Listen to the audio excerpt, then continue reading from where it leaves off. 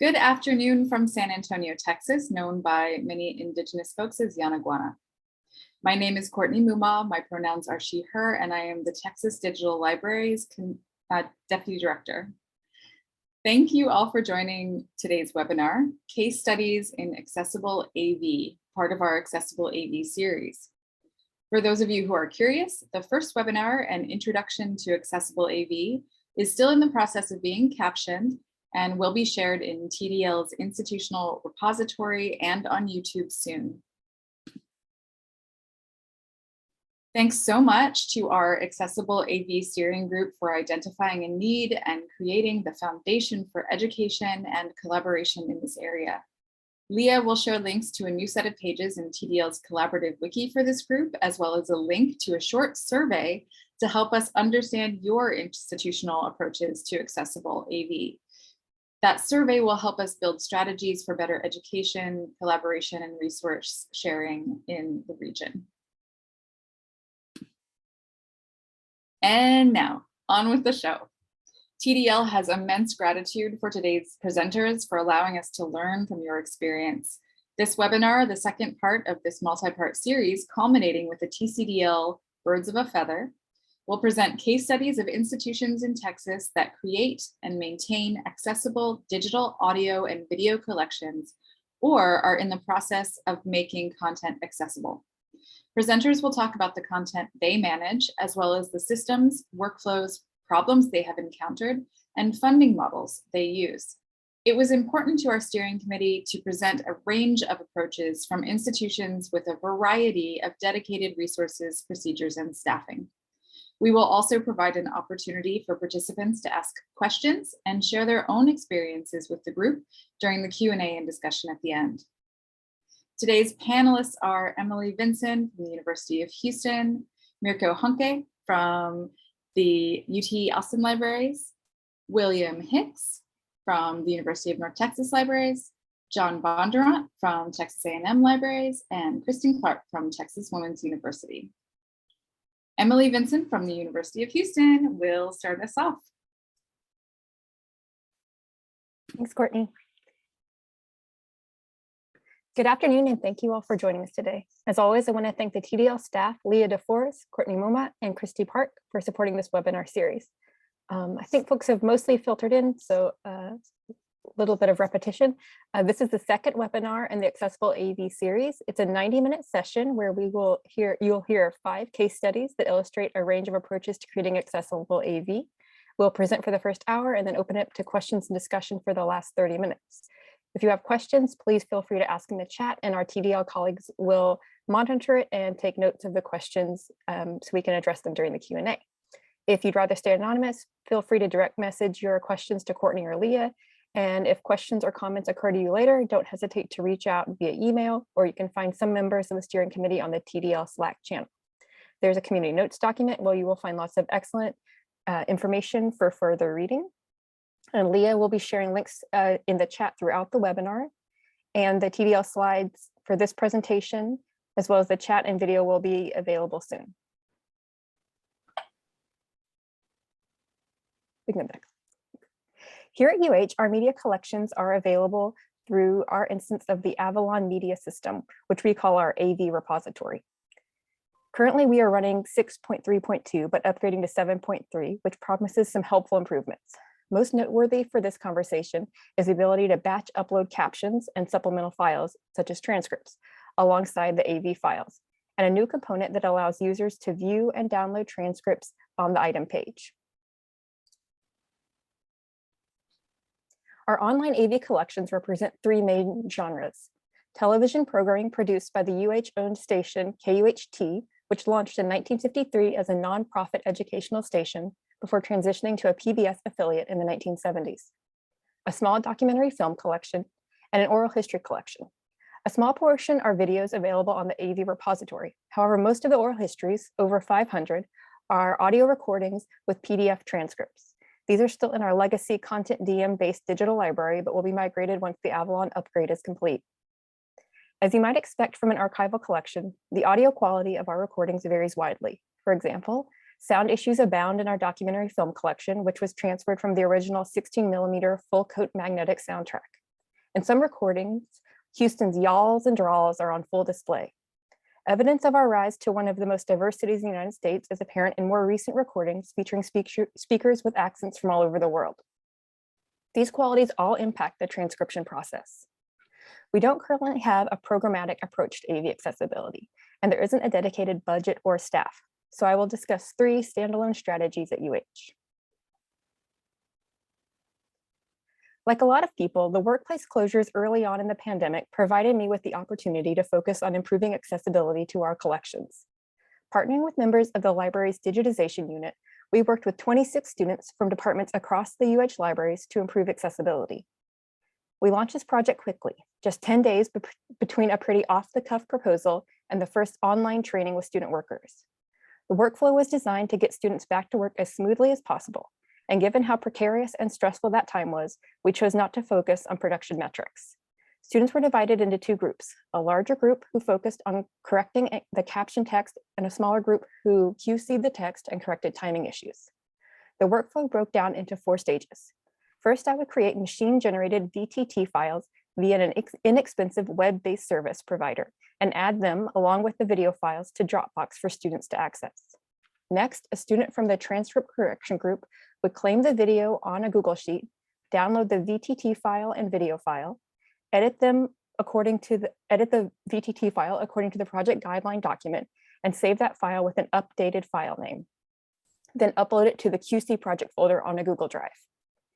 Then a student from the QC cohort would claim a corrected VTT file from the spreadsheet and QC the text and timing of the captions.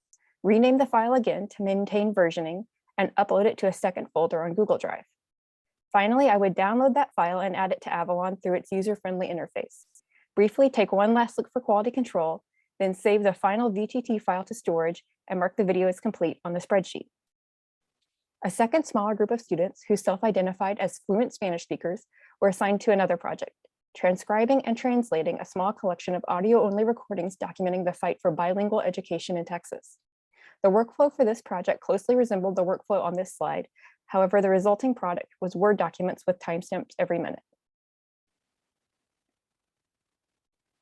I've mentioned a couple of the tools and service providers that this project used. By necessity, these tools were all free or low-cost options. Sonix AI for VTT creation, my personal Dropbox for students to retrieve the videos and unedited VTT files, and Google Drive for project management and version control as the files passed from edited to QC'd to complete. A couple of additional tools were utilized in the project, selected because they would be free to student workers and easily downloaded on their personal computers as they worked from home. For playback, we suggested the VLC Media Player. VLC was a good option for a couple of reasons. It has a variety of playback speeds and time jump options accessible via keyboard shortcuts. You can also load a VTT file and run captions on the video to check timings. For students in the QC group, we requested they also download the VLC Time V3.2 extension that displays running time on the screen as the video plays. Text Edit or Notepad were great for editing the VTT file for students working on text correction. For our QC group, we suggested the Atom text editor with 2 specialized packages, the VTT helper and the language VTT, which adds syntax highlighting to web VTT files in Atom. My former colleague, Andrew Widener, and I presented this project at TCDL 2021. If you would like to learn more, it is linked in the chat.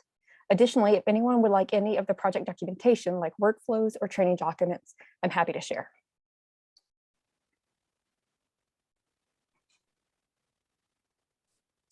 After the student project winded down, there was still a large batch of uncorrected VTT files. Without staff to work on these caption files, we decided to take the something is better than nothing view and added the uncorrected captions to our AV repository with 2 critical adjustments. First, inserting a bracketed note in the captions that identifies them as machine generated, and second, adding a note in the metadata that directs users requiring further assistance to our accessibility help form so that we can address users' needs on an on-demand basis until resources allow for a more holistic approach.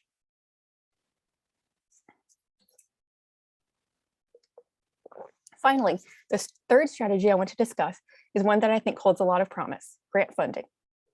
In 2020, my colleague Bethany Scott and I were awarded a National Endowment for the Humanities grant to digitize and make accessible over 40 years of Houston's LGBT radio and television history.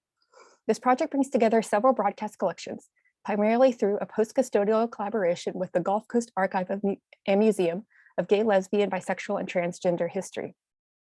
I'm especially excited to make this collection accessible to as many audiences as possible because of the immense research potential it holds.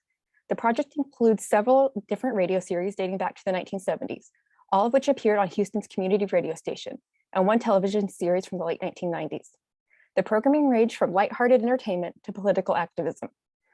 Decades before issues like trans visibility or intersectionality entered the mainstream, these programs provided a platform for marginalized voices. After Hours, for example, featured 3 trans activists as co-hosts during the 1990s. Throughout the series, episodes tackled issues related to the intersection of queer culture and race, gender, disability, health, and much more. I could quite literally go on, but suffice it to say it is a collection with riches yet to be uncovered. In particular, I think in the hands of researchers, this data set could reveal a lot about how one community's language has evolved in a relatively short period of time. We included transcription and captioning into the grant, something that I had not done on previous grant applications, and in fact, something not allowed on some digitization grants. This project is quite large. We have digitized 3,100 hours of content so far, primarily audio only. One of the radio series featured music, which we are redacting for the web versions due to copyright restrictions. This will bring down the total number of hours significantly. Because of the size of this project, we're taking a hybrid approach to transcription. A portion of our budget has been set aside to have about 700 hours of transcription completed by our project service provider, 3Play Media.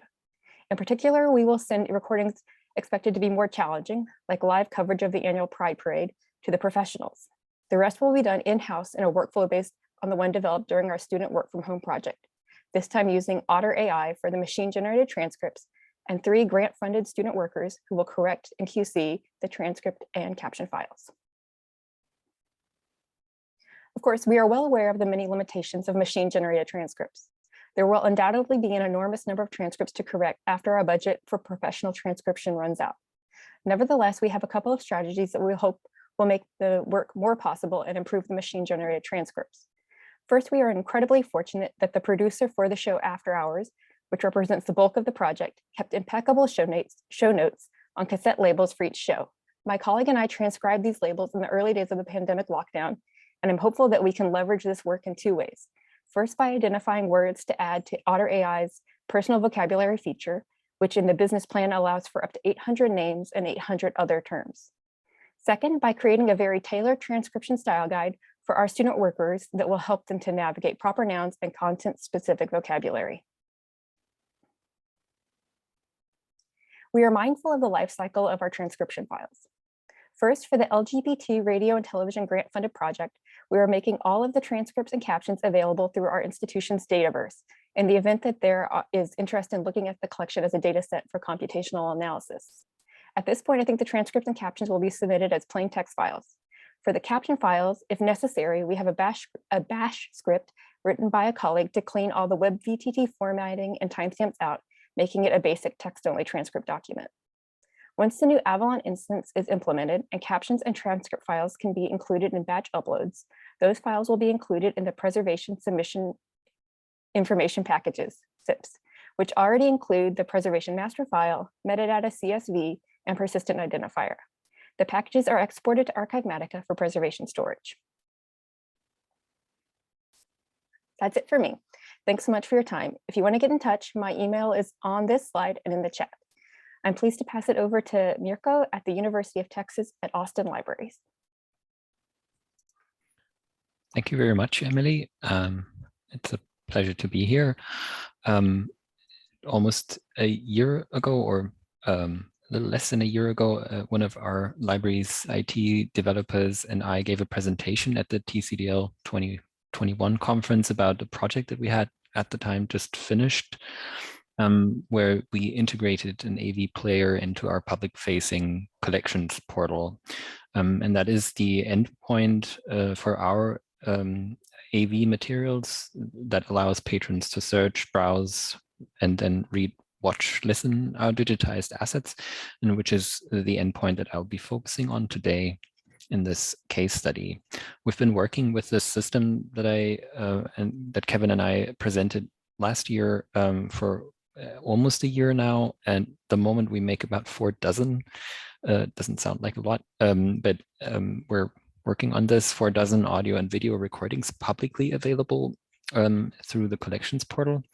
And we're steadily adding more content to that portal, including material that is, and all of the material is captioned or has a transcription. Just a little bit of background. UT Libraries is a relatively large organization, and the curatorial ownership or responsibility for content and for AV content varies and is distributed across different parts of the library. Most of the AV content at this point, most of the publicly available content without a login is curated by staff at the Nettie B. Benson Latin American collection and by our architecture and planning library staff, in particular their archival side, the Alexander Architectural Archive. We have various physical media present in these different collections, which also makes it a bit difficult for me to provide a number across all of the collections. The main categories of content that we manage are documentary content, particular materials from the Human Rights Documentation Initiative. There is a lot of oral history recordings that we have, radio broadcasts, lecture recordings, student or graduation performances, for instance.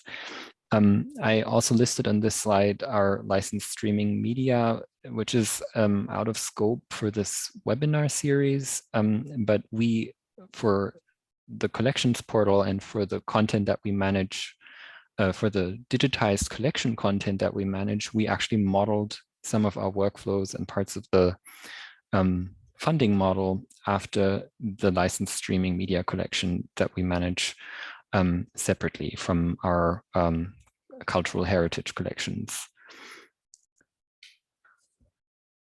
So UT Libraries have been digitally reformatting various types of carriers over the years from physical collections, actually for decades already. And we have built a sizable collection of digitized content for preservation reasons, primarily, as well as for use by curators and patrons. I just listed some of the examples of media carriers that we are currently able to reformat in-house. What's not on there is a moving image or film reels that we have to outsource. But we have quite an array of hardware that allows us to reformat whatever we find in the collections at UT Libraries, and it's always surprising what we find there.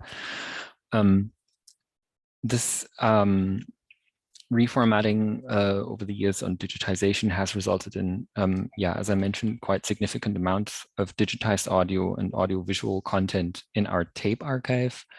I just put numbers that I actually presented a year ago, like about the approximated output of our digitization unit between 2017 and 2020. I'm still working on updated numbers. But what I do want to point out is that not all of the content that we digitize is actually suitable for public access for copyright, privacy, or other reasons. The main goal is, in many cases, preservation. Yeah, thanks. We have historically made our digitized AV content publicly available or available to patrons through different access points. The newest one, and the one, as I mentioned, that I'll focus on is the collections portal with a focus on content that is from the library's collection and that has been digitally reformatted. This is one of the possible different publication endpoints for our central digital asset management system, which I'll describe in a moment. One of the special collections that I want to highlight is the documentary material from the Human Rights Documentation Initiative. The content in both of these collections is managed through a centralized digital asset management system, or DAMS. And these two portals are just different publication endpoints that we have built over the past years. We still create legacy access copies for legacy carriers to aid preservation. The licensed streaming media collection that I mentioned is managed separately. And before the DAMS and the collections portal existed, some of our collection materials were stored in our institutional repository and are publicly available through Texas ScholarWorks, our institutional repository. The DAMS and collections portal ecosystem was built in different stages over the past years to serve as a central storage and management infrastructure for all kinds of digital content.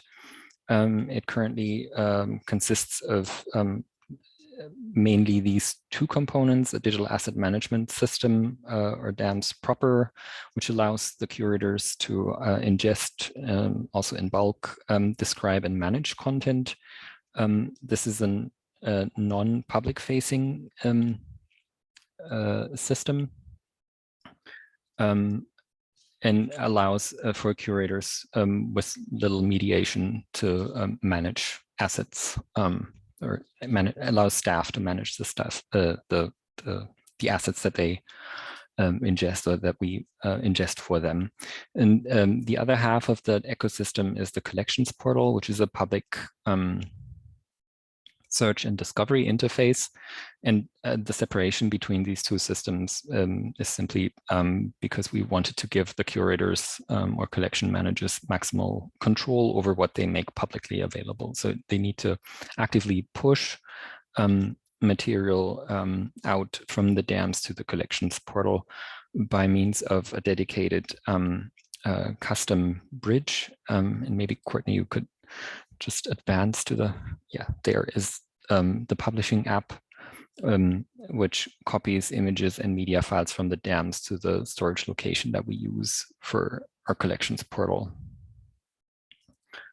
The latest feature that we added to the AV portal is an AV player. It allows us to make audio and video playable on the portal, and it includes the ability to use captions. We actually require curators to use captions and transcripts for both video and audio. And the media itself, the media files, are streamed through a Wowza media server component, which is again part of the stack for the public-facing interface.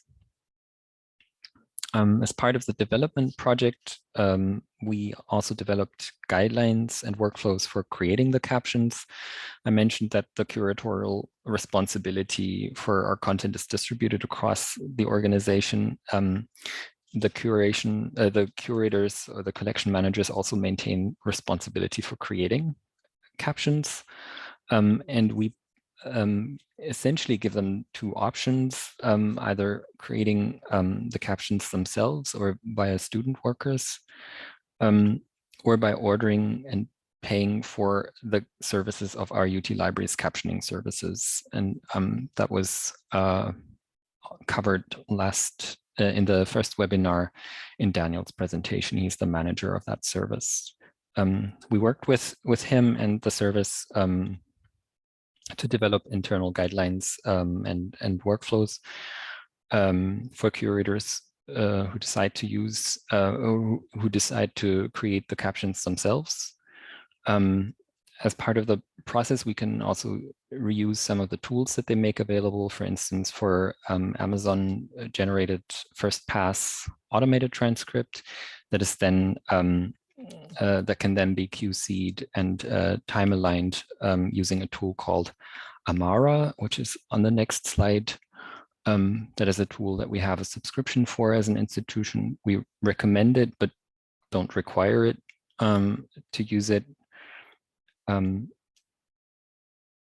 But this is just what we have available. And the result is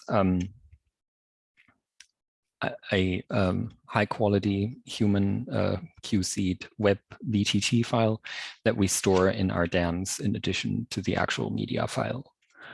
And I have an example of the digital asset as it appears in our digital asset management system on the next slide. So I don't know if that's easily visible, but this is basically the complete asset, or the internal representation of the complete asset with the primary object and all of the ancillary and derivative files that we store internally. Yeah, and I think I'm technically out of time, so I can circle back to our funding model or funding approach maybe later, and would like. You can go ahead and finish up. Okay. Yeah, then I'll just say a few words about funding, which I've is again a little bit of or at this point still a bit aspirational, but I'm trying to establish a certain mindset among the colleagues, also the curators in our organization. I consider the cost for captioning and transcription to be part of the acquisition costs for digital assets, an analogy or analogous to the money that the libraries need to spend for binding physical books or book type materials or journals. And what we are asking of curators when they acquire audiovisual assets, audio assets or audiovisual assets that are intended for public access, which is not always the case, through our infrastructure, that they should provide funds from either their respective acquisition budgets, if they have one, or they should plan for these costs as part of their cost planning or costing when they're planning for a grant, or when they're entering negotiations with donors. If all of that is unavailable, we have very recently made available centrally managed funds that are set aside from my information resources budget, and that covers captioning costs for instance, the licensed streaming media, as well as cases of collection materials that we digitize and that we need to caption because we want to make them available publicly. And with that, I believe I hand it over to William Hicks of UNT. Thanks, Mirko. So for a little background, here at UNT, we run 3 digital repositories off of a single custom technology stack: the UNT Digital Library, the Gateway to Oklahoma History, and the Portal to Texas History. This system is built in-house with Python and Django for the main application logic. And objects are constructed so that they get delivered to the user at discrete URLs using ARC identifiers. And each object has child subdirectory paths that act as views to the various manifestations, the different files and utilities available to them.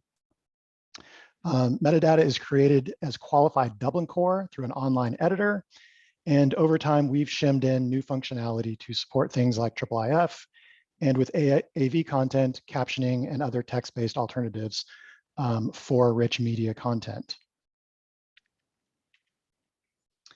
Our collections contain many interesting challenges one might face in dealing with AV accessibility. We have interviews, old news clips, music performances, sports, personal home movies. We have lectures, speeches. We have a whole bunch of sermons. We have commencement meetings, promotional media, and product demonstrations. And finally, a very large and growing collection that preserves East Asian languages. Data-wise, the media spans a full century from the 1920s to 2021. And almost all of it is in English, but we do have a total of 47 different total languages spoken or sung throughout the recorded media.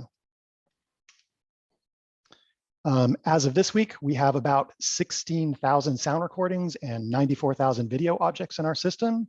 and have been adding at about a rate of 350 to 900 objects per month on average. Our shortest files are less than 10 seconds, and our longest one is 14 hours. A huge percentage are short, under just 2 minutes, but averaged out, it works out to about 10 minutes per file. Most objects contain only a single file, as my red line has shown, but approximately 8,500 or so are multi-file objects containing somewhere between 2 and 79 tracks. The total duration of all our media combined equals out to about 795 days worth of content. And as you can probably imagine, remediating this content takes many different forms. While the original intent wasn't one of accessibility, one method that basically fulfills this role for some AV content occurs where 2 or more objects are reciprocally linked through a DC relation field in our metadata records. In the UI, we try to make these references obvious to the user as linked titles with descriptions. We add buttons and images and all kinds of contextual information to try and make the relationship visible. You encounter these most often as text-based scripts for news footage, College of Music performances, and their associated programs, oral histories in both AV and written form, and linguistic-related recordings and their associated transcriptions or other contextual data. These sorts of alternatives are mostly possible thanks to the acquisition efforts and good metadata authoring practices.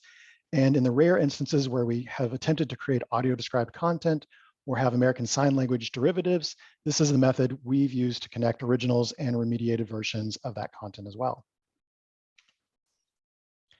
While on the subject of metadata, last time I talked, I mentioned using an object's metadata record to highlight specific accessibility-related features or concerns. An example of this occurs throughout our collections where we can indicate the presence of American Sign Language interpretation or ASL content. We currently have about 100 videos that contain some sort of ASL content. Most of it is historic news, but in some cases we have it from commencements or conferences. And I'm currently processing a complete Texas history course lecture that has been signed and should be up within the next few weeks to a month. And I would suspect that post-pandemic, many of us might expect more of this content coming, particularly if you archive government-produced media. Regarding our time-aligned text alternatives, these are stored as WebVTT files in version-controlled pair tree directories that are managed remotely in a GitLab instance. As files are added, they get pushed into the technology stack where they are indexed by our Solr index and have URLs associated with them with an object's ARC URL structure. Because they are just text files managed in Git, we can move them around through terminal commands and use local tools to manipulate them in batches for QC fixes. So in the example shown at the bottom of the slide, you can see a common problem solved by a regular expression search where a machine transcript routinely interpreted a speaker saying, "Bobby, why can't?" but the speaker was in fact saying her own name, Bobby Wygant. So given a large enough data set, it's possible to find and correct many of the most glaring sorts of errors like this. And it helps in doing analysis on the collection. So generating the numbers that I've been giving you today. So by the numbers, we have 70,000 VTT files that were processed by AI transcriptions.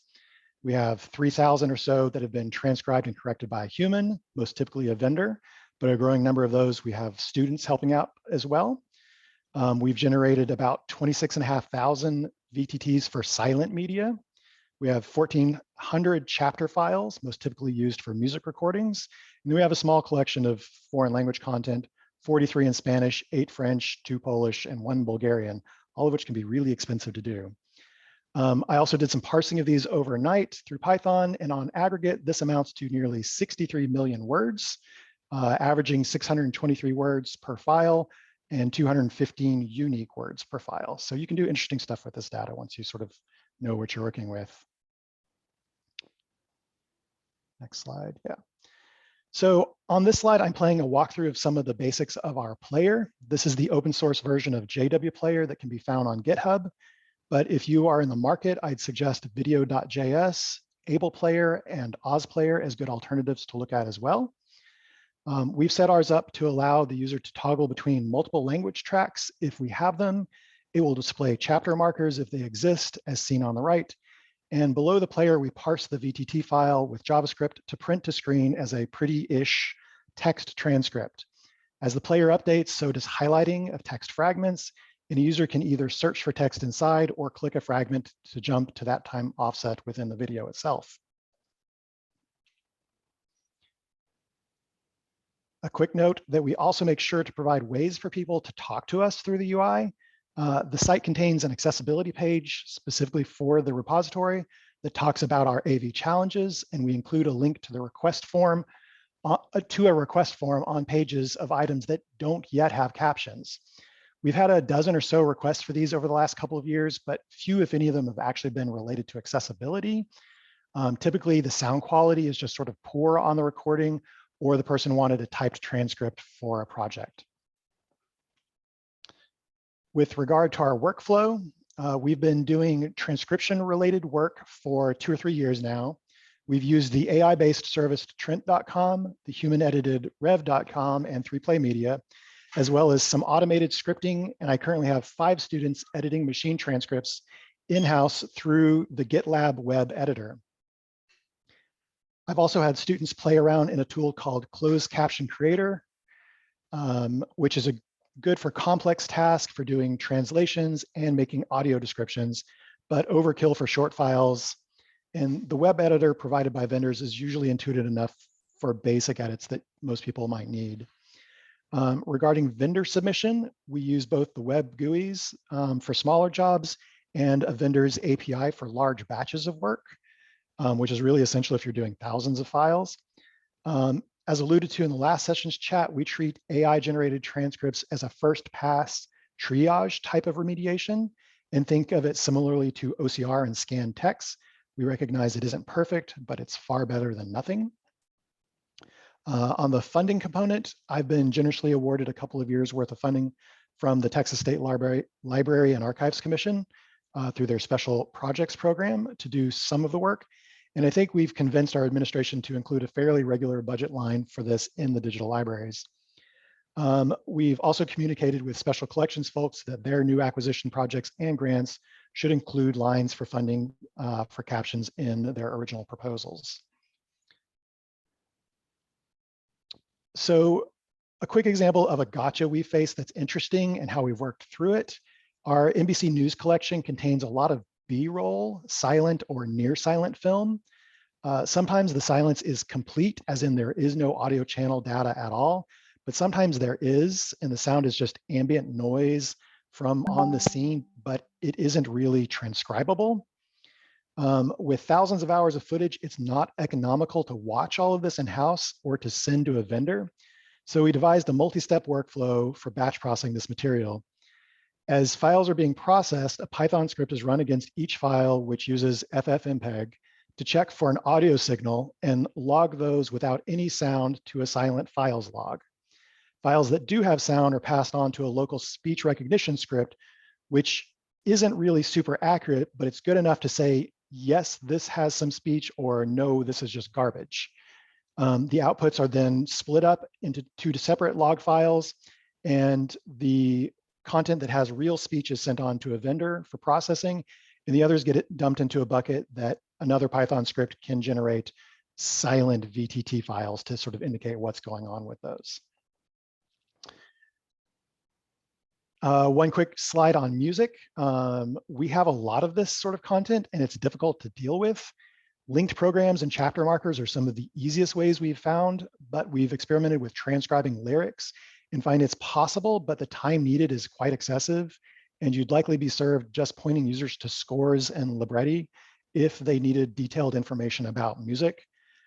Some particular gotchas here. Chaptering is best done with experienced musicians who understand performance practices. So they know the difference between the end of a movement versus the end of a multi-movement work. And concerts are often punctuated by conductors or performers who will approach a mic and start talking.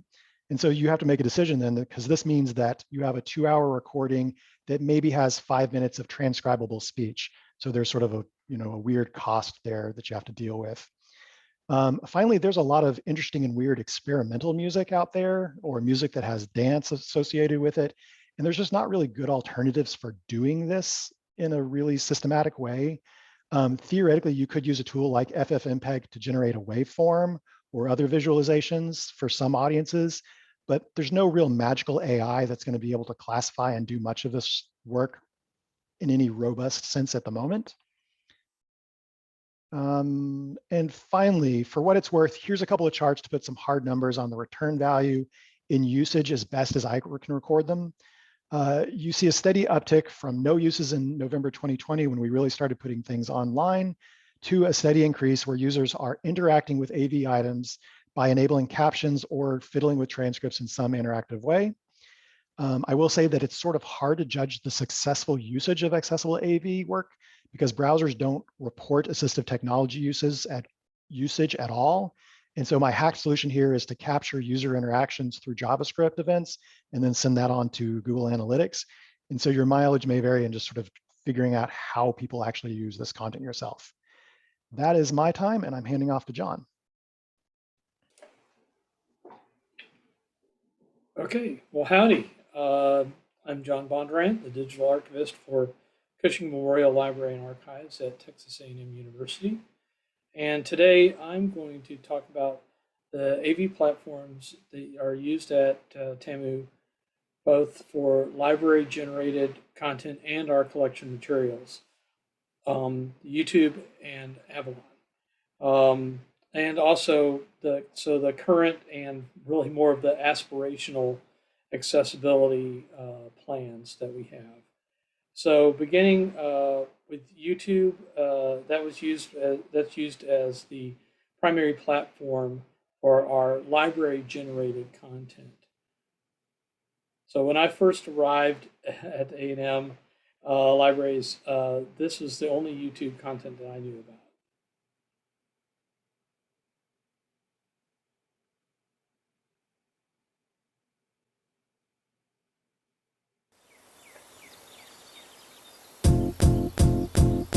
It might seem crazy what I'm about to say.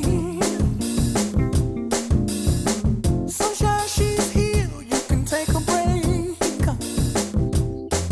I'm a hot air balloon that could go to space. With the air, like I don't care, baby, by the way. Okay, yeah, it's a pretty awesome video, and it really makes you want to bob your head. But move on. But now it really didn't have anything about our content or our collections and services. So now the YouTube channel looks more like this. You can go up to the next slide. So you can see there's a lot of playlists.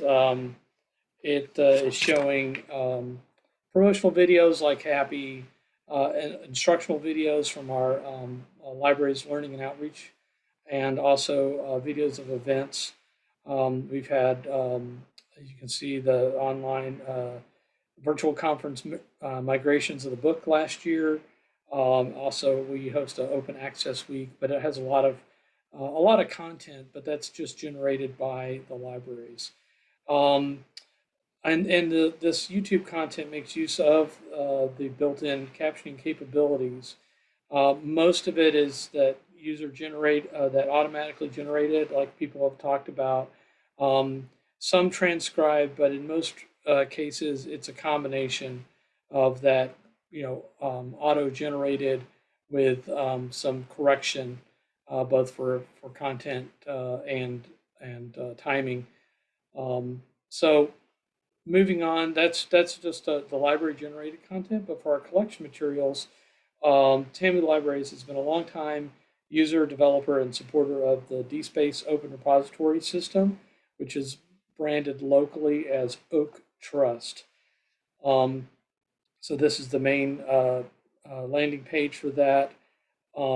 Realizing some of the limitations in the DSpace platform, the TAMU Libraries chartered a task force in 2015 to evaluate other digital repository systems for the growing diversity of digital content, especially born digital, visual data, and AV collections. The task force determined that rather than bringing on another monolithic digital asset management system, or DAMS, a more modular digital asset management environment or ecosystem, or DAME, would be a better approach. So in the last several years, various open source platforms, tools, and protocols such as Spotlight, Fedora, Sage, Chronom, and Avalon have been brought together alongside the DSpace Oak Trust platform, with Avalon as the repository and discovery platform for AV collection content. So here, this is a slide of some current content. The collection of moving image collections has really just started going into Avalon production. Currently, there's a selection of video, 16 millimeter film, and audio recordings from the Gerald Griffin collection. So he was a member of the Fighting Texas Aggie class of 1956, and is best known as being the NASA Mission Control Flight Director during the Apollo program. So this is a screenshot of a retrospective from video about Apollo 13.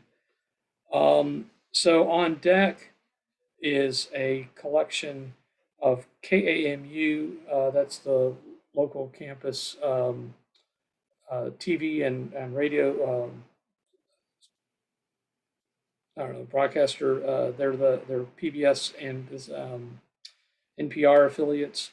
They produced a television show called Veterans of the Valley.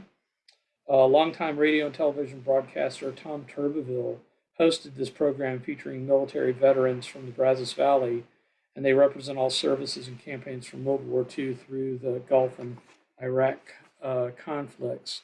So right now, this is in what we call pre-production. So we're really just beginning to make sure that it's displaying the way we want. And I'll talk in a bit about what our aspirations are for the moving image, and in particular this collection. So in terms of audio collections, the first to be put into production through Avalon was the Owens Folk Music Collection, which you can see on the lower left-hand side. This is a collection of field recordings made in the late 1930s and early 40s by then A&M professor William A. Owens. They document the culture of the Brazos Valley and are notable for their inclusion of African-American religious community, Czech and Sicilian communities, and early Texas piano blues. Then the next collection added was the Texas A&M Forest Service radio broadcast. So this was a collection that came from what's now one of the extensions of A&M, but at that time was located on campus and actually were produced through the first campus radio station, WTAW, and then later included material from the U.S. Department of Agriculture's Cooperative Forest Fire Prevention Campaign, also known as the Smokey the Bear.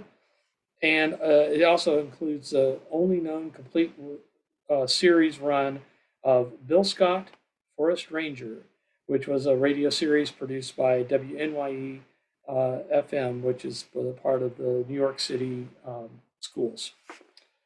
So then we have other collections that include interviews from a noted literary agent and historian Nicholas Basbanes, and oral histories that document the Chicano movement, and pardon me if I pronounce this my pronunciation, Mezzogiorno ideology, and finally a collection that's also in process right now called Colección Los Palabristas. So you see a screenshot here. The Los Palabristas is a collection of over 650 interviews of major literary and cultural figures from the Spanish-speaking world that were conducted by Argentinian author and radio host Esteban Pejkovic. They were broadcast from Buenos Aires, Argentina, on radio, and they were acquired from Pejkovic in the early 2000s by the Texas A&M Department of Hispanic Studies and Libraries. So that just gives you an overview of some of the content. We have a lot of other materials, and we're really just in the beginning stages of building out our online AV presence. We have a lot of material that's requested in-house, and it's managed, as others have said, sort of behind the scenes, and in various platforms. But right now, we're really just trying to become aware of the possibilities and the pitfalls that come with giving materials really more meaningful access. And one of the things is that we now just recently hired a dedicated user experience and digital projects librarian. In fact, myself and curators met with the librarian last week, and we began outlining various processes, such as adding captions to the Veterans of the Valley, which can be done, post ingest, but it's preferable that it's done before, and kind of baking that into our process. We do have a vendor agreement with 3Play and Rev, but we're determining how to best incorporate that. As far as the both audio and video, we want to have transcriptions, and eventually integrate with OHMS, which is the oral history metadata synchronizer, which does integrate into Avalon. With Palabristas, and I'm glad to hear of other people having foreign language content and the challenges. One thing with Palabristas, it features interviews from multiple countries, multiple continents, and dialects. And so a curator explained it to me as it's like they all sound differently. They might not sound differently to non-native speakers, but it's sort of the equivalent of someone speaking English who's the difference from Abilene to Australia to Aberdeen. They're all speaking English, but they all sound different.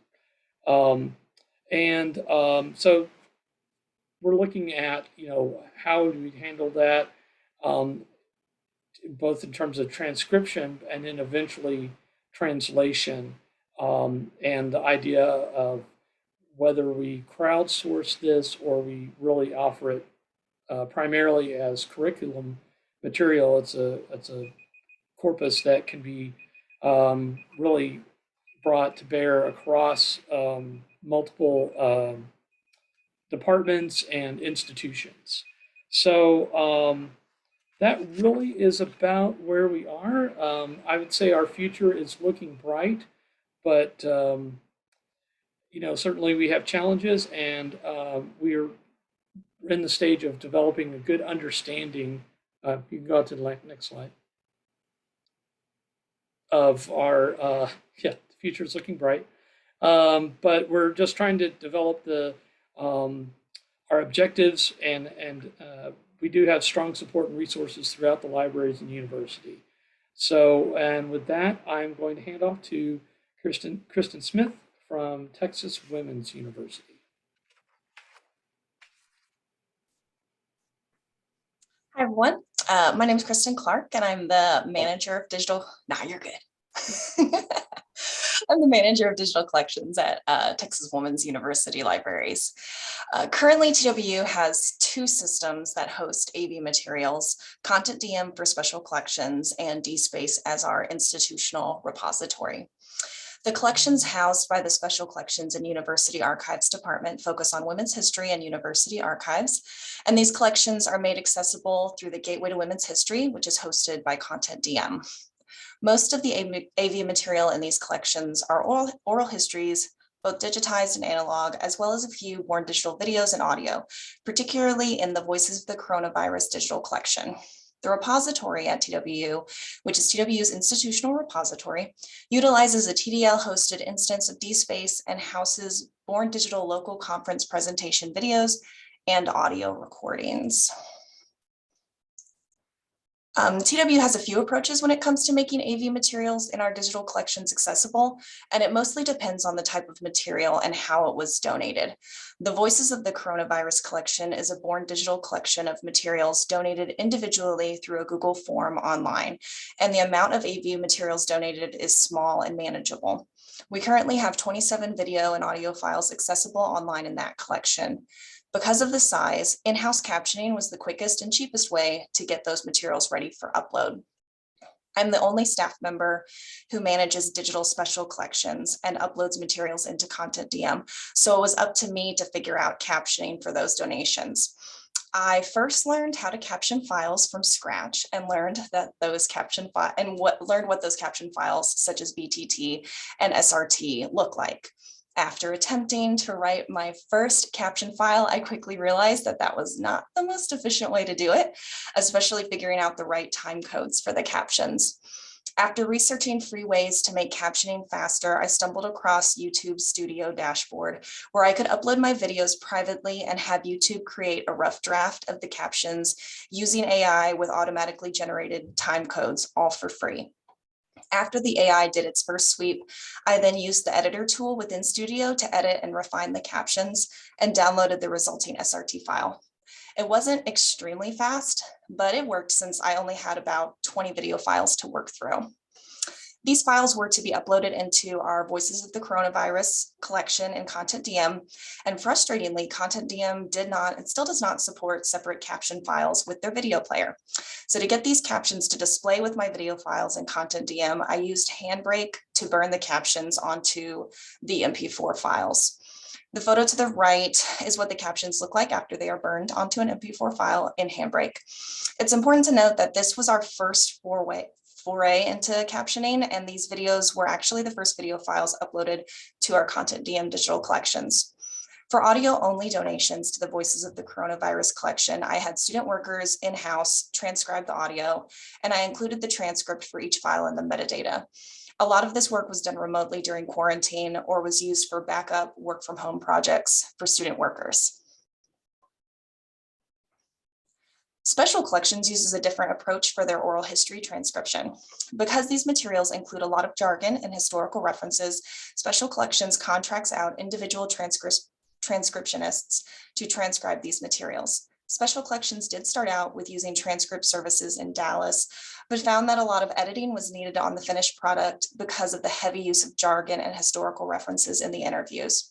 Going forward, Special Collections utilize their contacts within donor organizations to find transcriptionists who specialize in aviation history and women's history.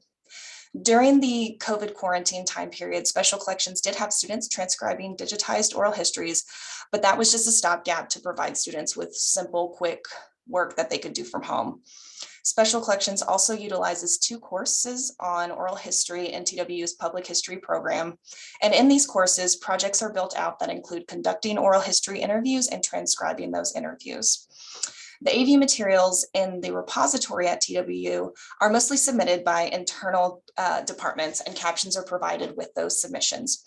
These departments use Silo 24 to create BTT files for their symposium presentation recordings, and another conference utilizes raw Zoom transcripts for their recordings. DSpace does support overlaying captions, so VTT files are uploaded alongside the video files and no burning is needed. In regards to funding, TW Libraries does not have a line item for transcription or captioning work incorporated into the budget, mainly because our collections don't require much transcription at this point. In the future, if we do receive large donations of AV materials that we want to make accessible in our digital collections, that could be pursued either through grants or budgeting. The transcripts that Special Collections contract out are paid for by organizational donations, and no university funds are used for those, aside from negligible student worker and staff member time. The Office of Research and Sponsored Programs in Teaching and Learning with Technology utilize Silo 24 for their symposium transcriptions, and I do believe university money is used for those since those captions come from those departments. And as an evaluation for where we are in this process, I say we're still at the beginner level for making our AV collections accessible. We don't have large AV collections that we are looking to make accessible online right now, though that can always change based on future donations. One thing to note is that many of the oral histories in our collections have unique contracts and stipulations that prevent them from being made accessible for periods of time. Special Collections does not have a blanket oral history agreement, so each agreement is tailored to the individual interviewee or donor and their requests. We are still in the appraisal and planning stages for the AV materials in the repository, and Special Collections has oral histories that still need to be reformatted prior to transcription. Essentially, we still have more front-end work to do before we can create any dedicated AV captioning or transcription projects, but we do hope to do this in the near future. And that's pretty much it for me. Now it's back over to Courtney. Wow. Wow. If y'all can join me in finding your reactions and giving a round of applause to our speakers, I will never not be delighted by the wealth of knowledge that our members are willing to share with the rest of the community. Thank you all so much. Just like the last and first in this series, that was excellent. So while our speakers are taking deep breaths and feeling the relief of having completed their presentations, we're going to start gathering your questions. So please do start adding your questions either to the chat or to the community notes document. And we'll dive right into that in just a second. So while you're thinking about your questions and adding them to chat or the document, I just want to remind all of you about the culmination of this webinar series. So that will be the Accessible AV Birds of a Feather session at TDL's Texas Conference on Digital Libraries. And that'll be the first session on Monday, May 23rd from 10 to 10:50 a.m. And on the slide here, you'll see a list that provides some suggested topics of discussion from the Accessible AV Steering Committee. But you know, it's birds of a feather. So bring whatever you want to talk about with regard to accessible AV, and we look forward to seeing you there. So what a great way to kick off TCDL 2022, especially after these first two. So let's go ahead and jump into discussion. A reminder that everyone is welcome to unmute your video and show your face if you're comfortable doing so. You can actually ask your question live with us today. Also, if you've been watching the webinar in speaker view so far, you might enjoy switching to the gallery view in Zoom. I'm going to stop sharing slides here in a second, and that will allow you to see kind of everybody at once. And so I'm going to go ahead and stop sharing my screen so we can all see each other. And I see we have one question already from Monica. Thank you. What platform does the University of Houston use? Hi. Construction just started at my building, so I'm using the Zoom's like background noise filter. I hope it sounds okay. Great. Yeah. So we use Avalon. Right now we're using a fairly outdated version, like it's what our instance was built on, which is like 6.3.2, I think, and that could be totally wrong. And we're about to update just any week now to 7.3, which is very exciting because it has a lot of enhanced features that we're really looking forward to. And I'll pop a link to it in the chat so you can take a look at it if you're curious.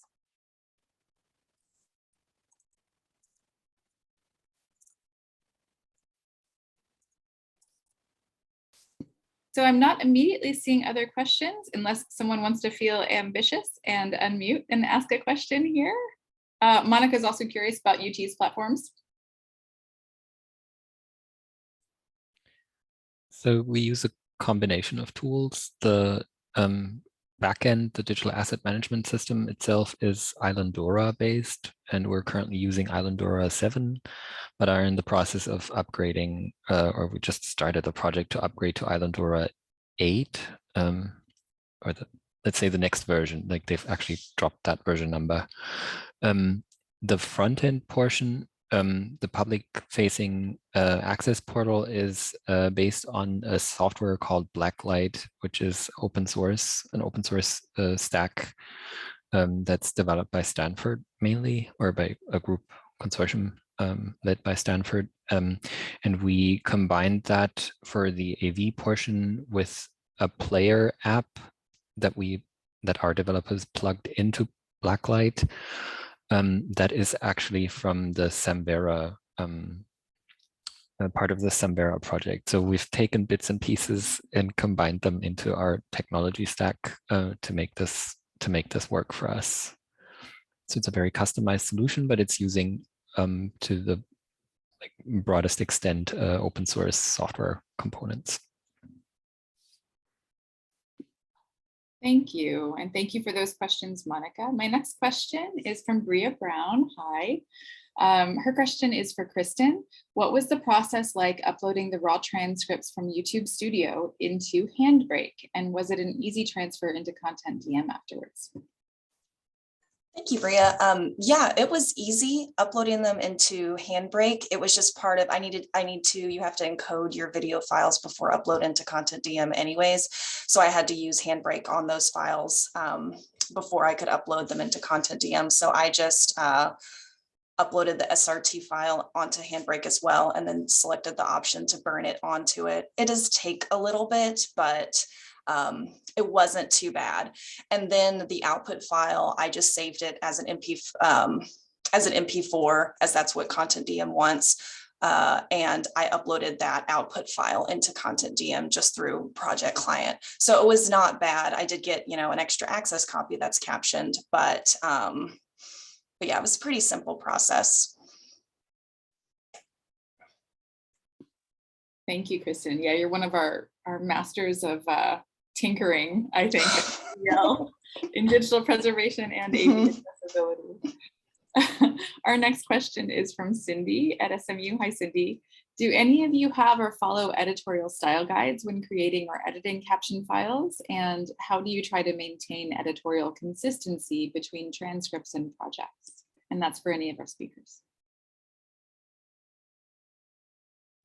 We do. We just created, it's based on a couple of different ones that I found in the lead up to our remote student work project. And that's its entire goal, is for that editorial consistency. So even down to how you describe words that can't be understood, bracketing them and that sort of thing. And then also style guides as far as how numbers should be shown, that kind of thing. So we do have that. I'll chime in to say that I try to have my students that are working for me now use it's basically the described and captioning media program description key. It's dcmp.org, more or less their style guide. The one thing that I have found that is difficult is that different vendors have vastly different ways of expressing speaker identifiers and sound effects. That's if they do them in round brackets or square brackets. So it's hard to sort of if you're getting multiple different sources of your captions to sort of align those, and it's just sort of impossible in a way. And then if you happen to be doing music, that's incredibly hard to sort of get affect correct, because most serious musicians won't describe music as happy or sad or things like that. And so just getting the subjectiveness of speed and tempo and things like that is really difficult to sort of do well. And there's not just really a great standard for it anywhere. Would any of our other speakers like to speak to Cindy's questions?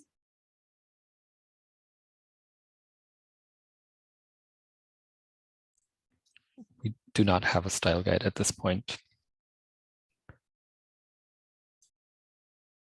So y'all, we still have about 15 minutes left for the question and answer. And while we're waiting for your next question, I will ask one of my questions. Emily mentioned in the first use case, you talked about a lot of grants not actually allowing for transcripts and captioning to be included in the grant proposal. And I'm just, I'd like to hear a little more about that, and whether any of our other speakers have also come across that complication. So I can speak to it, just I know for sure, and maybe this has changed because I think the past couple of years have really changed a lot of attitudes about just brought to the fore how important this work is. But I know like Clear Recordings at Risk funds digitization, and it's an incredible grant, and I have nothing but good things to say about it. But I think it literally only funds digitization, and I'm like hopeful that maybe through these kind of organizations like TDL and others, like there can be like advocacy that like it should go hand in hand, as like if there's going to be digitization, like let's also fund the accessibility process. So that's my experience, and I'm sure there probably are other grants, but that's the one that I like have firsthand knowledge of. Yeah, and if the other speakers have comments on this, I'd also like to hear it and follow up too on the advocacy piece, because that's what I was thinking about, was who's advocating for this change that seems pretty certain that it should happen, in my opinion, right? So are y'all aware of any advocacy that's ongoing? And also if the other speakers want to speak to this problem.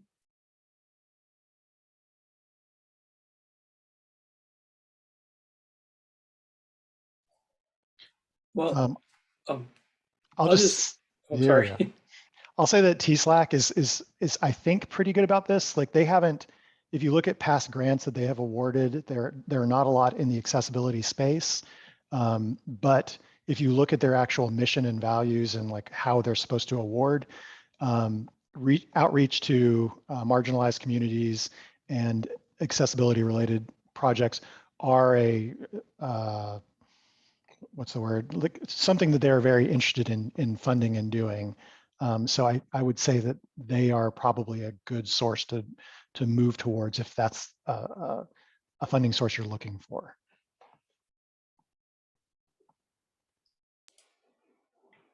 John, you wanted to add something? Yeah, I was just going to add, I mean, I haven't had any direct experience with this, but in our, again, kind of planning stages and conversations is working with entities across campus, such as the student accessibility services, and even there's a accessibility group through the A&M IT and technology to just see how are they handling things, what are their sources, and really kind of being aligned with all of that, and if there's sources that and resources that they use, we should use them as well. Thanks, y'all. We have about 12 minutes left, so I want to remind folks, feel free to unmute, raise your hand, ask the question in chat. But I've got lots of them. So I would like to ask this question of our speakers. Could any of you, a couple of you mentioned IIIF. First, could one of you tell us what that stands for, and let us know some of the accessibility implications or functions in IIIF?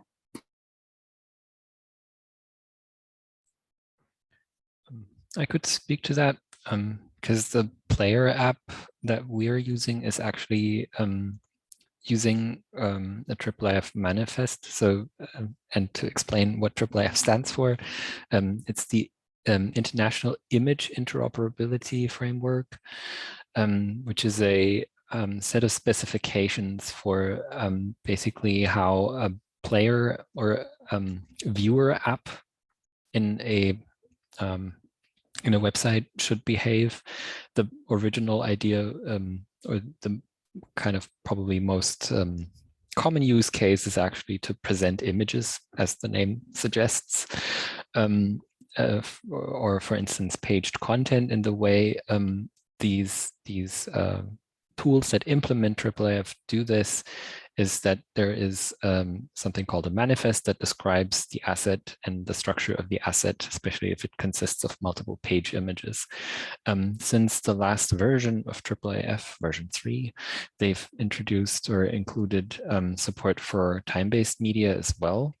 So you can use or create a manifest file that describes time-based asset, where the canvas that you paint on has a time duration, and some of the player or viewer apps that are out there that implement AAAF. Mirador is probably the most well-known viewer. They've started to implement support for video as well. We're not using Mirador at this point because we ran into issues with the ability or the use case of streaming the content that we want to make publicly available, but that might be resolved, and we found a different app in the Samvera project that that can read and parse a AAAF manifest describing a video or an audio file, and then display it, and also display the captions. As for the accessibility implications of that, you can create very, very complex AAAF manifests, basically similar to what you could do at the time with METs.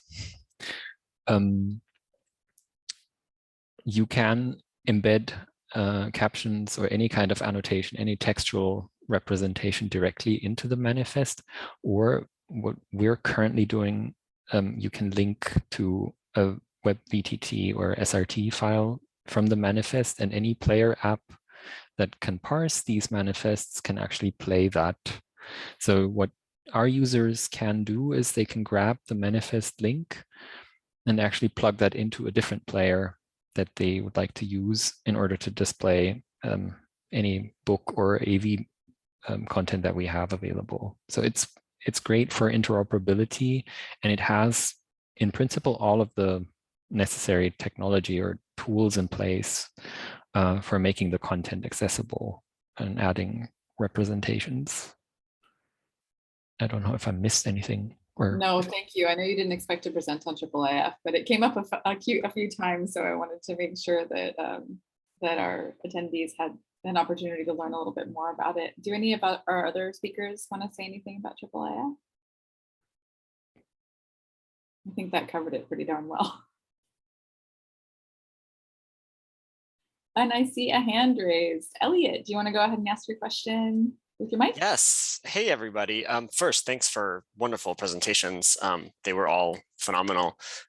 So I was thinking about a couple of folks I think mentioned that sort of the pandemic early on impacted or sort of encouraged people to work on captioning and transcription because it could be done remotely. And I'm curious if any of you can speak to sort of how it's been keeping those projects going and kind of maintaining a focus on that as there hasn't been as much need for that kind of remote work, and just whether or what strategies you've used to kind of maintain some of the energy behind this kind of work.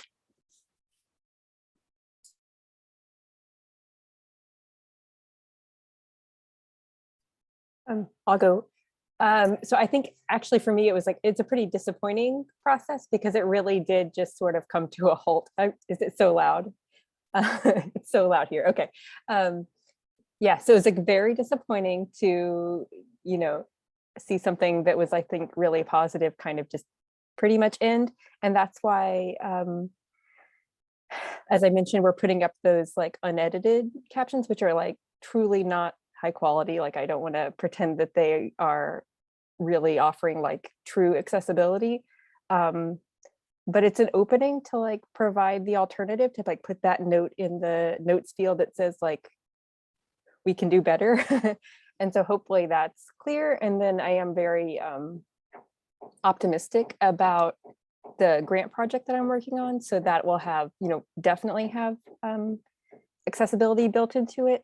And actually just from this conversation, it has me thinking like, I'm so, I have tunnel vision and think about grants in like the AV world, but like I could look for grants in the accessibility world, which I like literally couldn't know less about. Like I don't know anything about those grant opportunities, and maybe that's the path forward for me. So that's what I'm thinking. Yeah, and kind of the same as Emily, ours kind of fizzled out after the pandemic as well.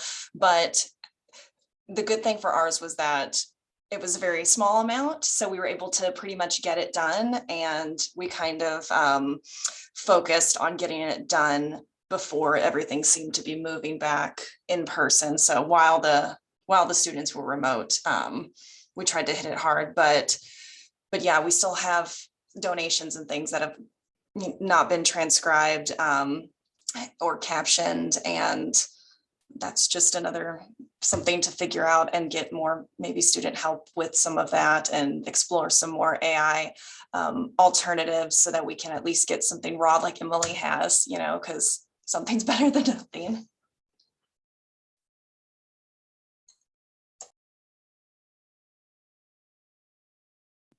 Thoughts from our other speakers on that? Okay, thank y'all. Great question, Elliot. I appreciate that.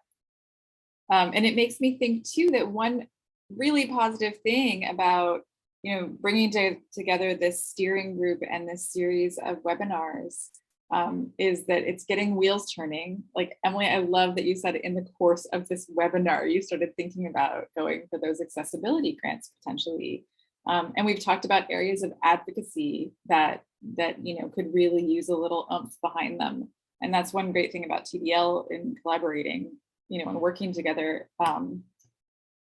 We might be able to address some of these areas together now that we've formed this group and we're creating this base of knowledge. So thank you again, all of the speakers and everyone who helped pull this group together, because I think it's just becoming clearer and clearer that there's so many opportunities here to make some improvements in our region for all of us. I'm really excited about it. So we have 3 minutes left. I'm gonna share my screen one more time as we say our goodbyes. I do want to thank everyone, and if we have one other question come in, we can probably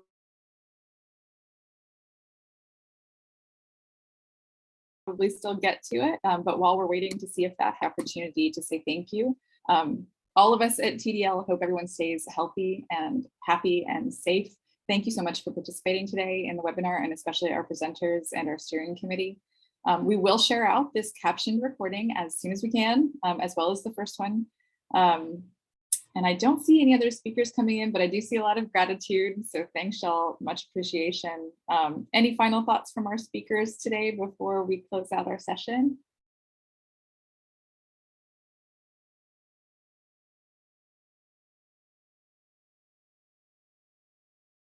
Alrighty, everyone, thank you so much. Have a wonderful rest of your day, and we really appreciate you joining us.